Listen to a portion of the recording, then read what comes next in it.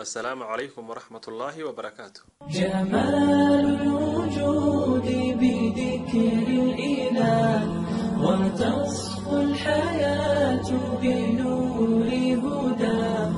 geedka muringaha ayaa ah geed waxtarkiisu uu badan yahay, dadkuna xiliyadan dambe ay aad u fahmeen waxtarka geedkan. waana geed ay ku jiraan faytamiino, borotiino iyo macaadin badani. haddaba in caleenta geedkan la daqiijiyo kadibna lagu darsado cabitaanada sida shaaha iyo sharaabka ayaa ah arrin waxtar caafimaad oo badan leh.